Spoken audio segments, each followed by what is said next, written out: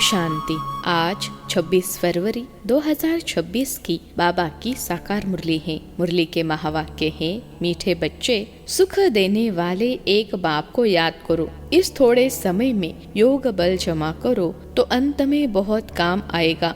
प्रश्न है, बेहद के वैरागी बच्चे, तुम्हें कौन सी स्मृति सदा रहनी चाहिए? उत्तर है, यह हमारा छी छोला है, इसे छोड़ वापिस घर जाना है। यह स्मृति सदा रहे, बाप और वर्षा याद रहे, दूसरा कुछ भी याद न आए। यह है बेहद का वैराग्य। कर्म करते याद में रहने का ऐसा पुरुषार्थ करना है जो पापों का बोझा सिर से उतर जाए, आत्मा तमो प्रधान से सतो प्रधान बन जाए। ओम शांति। बाप बच्चों को रोज बहुत सहज बातें समझाते हैं। यह है ईश्वरीय पाठशाला। बरोबर गीता में भी कहते हैं, भगवानुवाच, भगवान बाप सबका एक है। सब भगवान नहीं हो सकते, हाँ सब बच्चे हो सकते हैं एक बाप के। यह जरूर बुद्धि में आना चाहिए कि बाप स्वर्ग नई दुनिया की स्थापना करने वाला है। उस बाप से हमको स्वर्ग का वर्षा जरूर मिला होगा। भारत में ही शिव जयंती गाई जाती है, परंतु शिव जयंती कैसे होती है यह तो बाप ही आकर समझाते हैं। बाप आते हैं कल्प के संगम युग पर बच्चों को फिर से पतित से पावन बनाने, अर्थात वर्षा देने।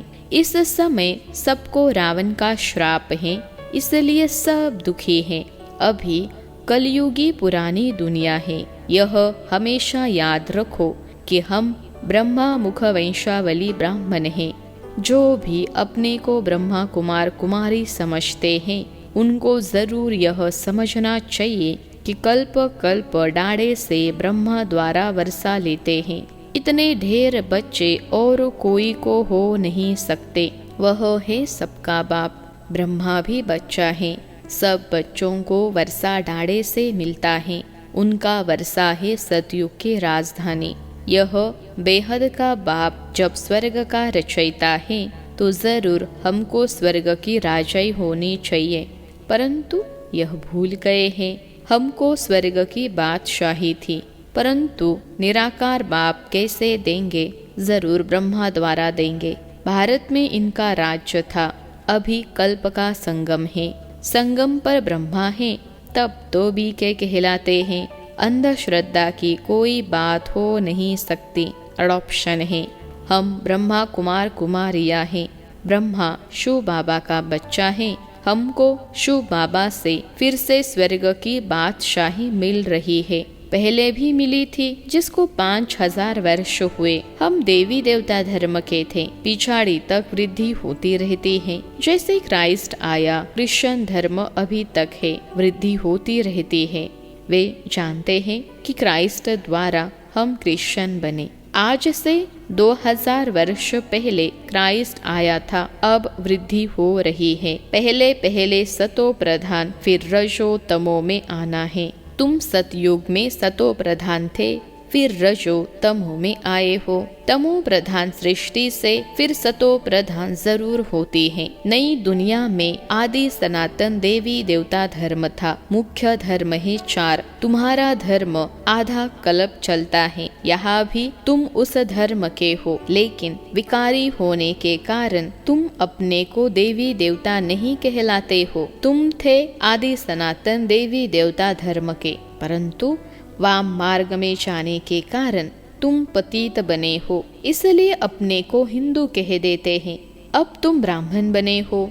ऊंचे ते ऊंचा है शिव बाबा, फिर हो तुम ब्राह्मण। तुम ब्राह्मणों का ऊंचे ते ऊंचा वर्ण है। ब्रह्मा के बच्चे बने हो, परंतु वर्षा ब्रह्मा से नहीं मिलता है। शिव बाबा ब्रह्मा द्वारा स्वर्ग की स्थापना कर रहे हैं। तुम्हारी आत्मा अब बाप को जान गई है। बाप कहते हैं कि मेरे द्वारा मेरे को जानने से सारे सृष्टि चक्र के आदि मध्य अंत की नॉलेज समझ लेंगे। वह ज्ञान मेरे को ही है। मैं ज्ञान का सागर, आनंद का सागर, पवित्रता का सागर हूँ। 21 जन्म तुम पवित्र बनते हो, फिर विषय सागर में पड़ जाते हो। अभी ज्ञान का सागर बाप तुमको पतित से पावन बनाते हैं। कोई गंगा का पानी पावन नहीं बना सकता। स्नान करने जाते हैं परंतु वह पानी कोई पतित पावन नहीं है। यह नदियाँ तो सतयुग में भी है तो कलयुग में भी है, पानी का फर्क नहीं रहता। कहते भी हैं सर्व का सदगति दाता एक राम, वही ज्ञान का सागर पतित पावन है।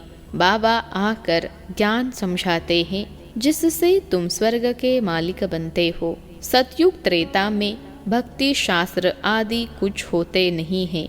तुम बाप से वर्षा लेते हो सदा सुख का, ऐसे नहीं वहाँ तुमको गंगा स्नान करना है व कोई यात्रा करनी है। तुम्हारी यह है रूहानी यात्रा जो कोई मनुष्य सिखला नहीं सकते। बाप है सब आत्माओं का बाप। जिस्मानी बाप तो अनेक है, रूहानी बाप एक है। यह पक्का पक्का याद कर लो। बाबा भी पूछते हैं तुमको कितने बाप हैं? तुम मूंझ जाते हैं कि यह क्या पूछते हैं। बाप तो सबका एक होता है, 2-3 बाप कैसे होंगे? बाप समझाते हैं उस परमात्मा बाप को याद करते हो दुख में हमेशा कहते हो हे परम पिता परमात्मा हमको दुख से छुड़ाओ। तो 2 बाप हुए ना, एक जिस्मानी बाप, दूसरा रूहानी बाप, जिसकी महिमा गाते हैं तुम मात पिता हम बालक तेरे, तुम्हारी कृपा से सुख घनेरे। लौकिक माँ बाप से सुख घनेरे नहीं मिलते हैं। जब दुख होता है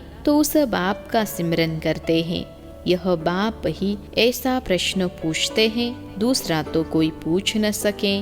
भक्ति मार्ग में तुम गाते हो बाबा आप आएंगे तो हम आपके सिवाय और कोई की नहीं सुनेंगे। और तो सब दुख देते हैं, आप ही सुख देने वाले हो। तो बाप आकर याद दिलाते हैं कि तुम क्या कहते थे। तुम जानते हो तुम ही ब्रह्मा कुमार कुमारी कहलाते हो। मनुष्य की ऐसी पत्थर बुद्धि है जो यह भी नहीं समझते कि बीके क्या है, मम्मा बाबा कौन है। यह कोई साधु संत नहीं है। साधु सन्यासी को गुरु कहेंगे, मात पिता नहीं कहेंगे। यह बाप तो आकर देवी धर्म का राज्य स्थापन करते हैं, जहाँ यह लक्ष्मी नारायण राजा रानी राज्य करते थे। पहले पवित्र थे फिर अपवित्र बनते हैं। जो पूज्य थे वे फिर 84 जन्म लेते हैं। पहले बेहद के बाप का 21 जन्म सुख का वर्षा मिलता है। कुमारी वह जो 21 कुल का उद्धार करे। यह तुम्हारा गायन है। तुम कुमारिया हो, गृहस्थी नहीं हो। भल बड़े हैं लेकिन मर्जीवा बन, सब बाप के बच्चे बच्चियां बने हो। प्रजापिता ब्रह्मा के ढेर बच्चे हैं और वृद्धि को पाते रहेंगे। फिर यह सब देवता बनेंगे। यह शिव बाबा का यज्ञ है। इसको कहा जाता है राजस्व यज्ञ, स्वराज्य पाने का यज्ञ।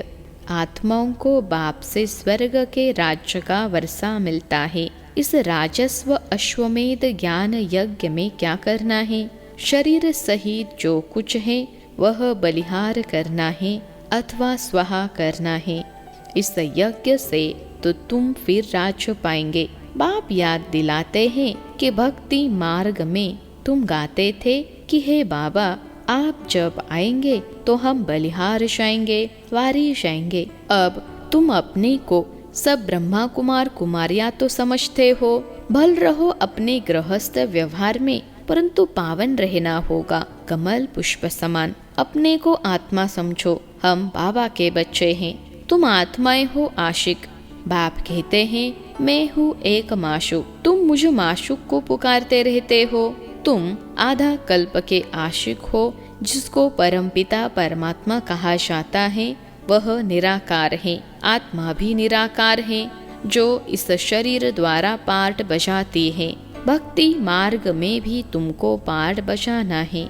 भक्ति है ही रात, अंधियारे में मनुष्य ठोकरे खाते हैं। द्वापर से लेकर तुमने ठोकरे खाई हैं। इस समय महादुखी हो गए हैं। अब पुरानी दुनिया का अंत है। यह पैसा आदि सब मिट्टी में मिल जाना है।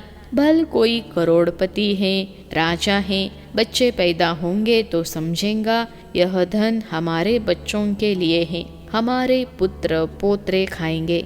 बाप कहते हैं कुछ भी खाएंगे नहीं, यह दुनिया ही खत्म होने वाली है, बाकी थोड़ा समय है, विघ्न बहुत पड़ेंगे, आपस में लड़ेंगे, पिछाड़ी में ऐसे लड़ेंगे जो खून की नदियां बहेंगी।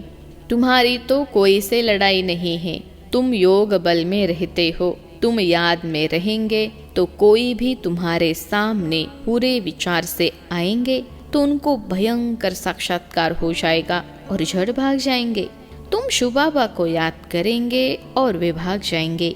जो पक्के बच्चे हैं, पुरुषार्थ में रहते हैं कि मेरा तो एक शिव बाबा, दूसरा न कोई। बाप समझाते हैं कि हत कारड़े, बच्चों को घर को भी संभालना है, परंतु तुम आत्माएं बाप को याद करो तो पापों का बोझा भी उतर जाएगा। सिर्फ मुझे याद करो तो तुम तमो प्रधान से सतो प्रधान बन जाएंगे, परंतु नंबरवार पुरुषार्थ अनुसार। फिर तुम सब यह शरीर छोड़ेंगे, बाबा सभी आत्माओं को मच्छरों सदृश ले जाएंगे। बाकी सारी दुनिया को सजाएं खानी है, भारत में बाकी थोड़े जाकर रहेंगे। उसके लिए यह महाभारत लड़ाई है। यहाँ तो बहुत वृद्धि होगी। प्रदर्शनी, प्रोजेक्टर आदि द्वारा कितने सुनते हैं, वह प्रजा बनती जाती है। राजा तो एक होता है, बाकी होती है प्रजा। वजीर भी प्रजा की लाइन में आ जाता है। ढेर प्रजा होती है, एक राजा की लाखों के अंदाज में प्रजा होती है, तो राजा रानी को मेहनत करनी पड़े ना। बाप कहते सब कुछ करते निरंतर मुझे याद करो। जैसे आशिक माशुक होते हैं, उन्होंका जिस्मानी लव रहता है। तुम बच्चे इस समय आशिक हो, तुम्हारा माशुक आया हुआ है, तुमको पढ़ा रहा है। पढ़ते पढ़ते तुम देवता बन जाएंगे। याद से विकर्म विनाश होंगे और तुम सदैव निरोगी भी बनेंगे। फिर 84 के चक्र को भी याद रखना है। सतयुग में इतने जन्म, त्रेता में इतने जन्म। हम देवी देवता धर्म वालों ने पूरे 84 का चक्र लगाया है। आगे चलकर तुम बहुत वृद्धि को पाएंगे। तुम्हारे सेंटर्स हजारों की अंदाज में हो जाएंगे। गली गली में समझाते रहेंगे कि सिर्फ बाप को और वर्षे को याद करो। अब चलो घर वापस। यह तो छीछी चोला है, यह है बेहद का वैराग्य। सन्यासी तो सिर्फ हद का घर बार छोड़ देते हैं, वह है हठ योगी। वह राजयोग सिखला नहीं सकते। कहते हैं यह भक्ति भी अनादि है। बाप कहते हैं यह भक्ति तो द्वापर से शुरू होती है। 84 पौड़ियाँ उतरी, अब तुम तमो प्रधान बने हो। तुम सो देवी देवता थे, क्रिश्चियन कहेंगे हम सो क्रिश्चियन थे। तुम जानते हो हम सतयुग में थे। बाप ने देवी देवता धर्म स्थापन किया। यह जो लक्ष्मी नारायण थे वह अब ब्राह्मण बने हैं। सतयुग में एक राजा रानी थे, एक भाषा थी। यह भी बच्चों ने साक्षात्कार किया है। तुम हो सब आदि सनातन धर्म के, तुम ही 84 जन्म लेते हो। वह जो कहते आत्मा निर्लेप है व ईश्वर सर्वव्यापी है, यह रॉन्ग है। सब में आत्मा है, फिर कैसे कहते हो हमारे में परमात्मा है? फिर तो सब फादर्स हो गए, कितने तमो प्रधान बन गए हैं। आगे जो सुनते थे वह मान लेते थे। अब आप आकर सत्य सुनाते हैं। तुमको ज्ञान का तीसरा नेत्र देते हैं, जिससे तुम सृष्टि के आदि मध्य अंत को जानते हो। अमर कथा भी यह है, बाकी सूक्ष्म वतन में कथा आदि है नहीं। यह सब भक्ति मार्ग का सैंपलिंग है। तुम अमर कथा सुन रहे हो अमर बनने के लिए। वहाँ तुम खुशी से एक शरीर छोड़ दूसरा जाकर लेंगे। यहाँ तो कोई मरता है तो रोते पीटते हैं, वहाँ बीमारी आदि होती नहीं, सदैव एवर हिलते रहते हैं। आयु भी बड़ी होती है, वहाँ पतितपना होता नहीं। अब यह पक्का कर लेना है कि हमने 84 का चक्र पूरा किया है। अब बाबा हमको लेने आया है। पावन बनने की युक्तियाँ भी तुमको बताते हैं। सिर्फ मुझ बाप को और वर्षे को याद करो। सतयुग में 16 कला संपूर्ण, फिर कला कम होती जाती है। अब तुम्हारे में कोई कला नहीं रही है। बाप ही दुख से छुड़ाकर सुख में ले जाते हैं, इसलिए लिबरेटर कहा जाता है। सबको अपने साथ ले जाते हैं। तुम्हारे गुरु तुमको साथ थोड़े ही ले जाते हैं। वो गुरु चला जाता है तो चेला गद्दी पर बैठता है। फिर चेलों में बहुत गड़बड़ हो जाती है, आपस में गद्दी के लिए लड़ पड़ते हैं। बाप कहते हैं, मैं तुम आत्माओं को साथ ले जाऊंगा। तुम संपूर्ण नहीं बनेंगे तो सजाएं खाएंगे और पद भ्रष्ट होगा। यहाँ राजधानी स्थापन हो रही है। अच्छा, मीठे मीठे सिखिलते बच्चों प्रति माता पिता बाप दादा का याद प्यार और गुड मॉर्निंग। रूहानी बाप की रूहानी बच्चों को नमस्ते। हम रूहानी बच्चों की सिखिलते रूहानी माता पिता बाप दादा को याद प्यार, गुड मॉर्निंग और नमस्ते बाबा नमस्ते। धारणा के लिए मुख्य सार। पहली पॉइंट है, याद का ऐसा अभ्यास करना है जो बुरे विचार वाले सामने आते ही परिवर्तन हो जाए। मेरा तो एक शु बाबा, दूसरा न कोई, इस पुरुषार्थ में रहना है। दूसरी पॉइंट है, स्वराज्य पाने के लिए शरीर सहित जो कुछ भी है वह बलिहार जाना है। जब इस रुद्र यज्ञ में सब कुछ स्वाहा करेंगे तब राज्य पद मिलेगा। आज का वरदान है, सहन शक्ति की विशेषता द्वारा दूसरे के संस्कारों को परिवर्तन करने वाले दृढ़ संकल्पधारी भव। सहन शक्ति की विशेषता द्वारा दूसरे के संस्कारों को परिवर्तन करने वाले दृढ़ संकल्पधारी भव। विश्लेषण है, जैसे ब्रह्मा बाप ने ज्ञानी और अज्ञानी आत्माओं द्वारा इंसल्ट सहन कर उसे परिवर्तन किया, तो फॉलो फादर करो। इसके लिए अपने संकल्पों में सिर्फ दृढ़ता को धारण करो।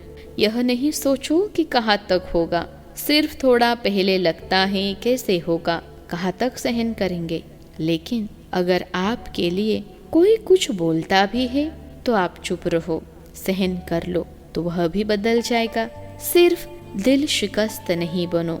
आज का स्लोगन है, संगम पर सहन कर लेना, झुक जाना, यही सबसे बड़ी महानता है। संगम पर सहन कर लेना, झुक जाना, यही सबसे बड़ी महानता है।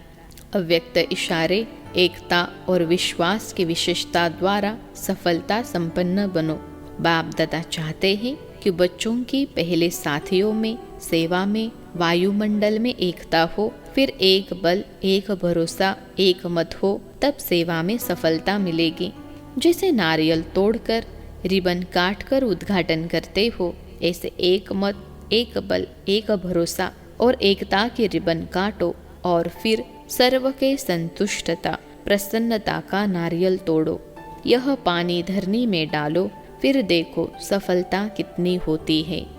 अच्छा, ओम शांति।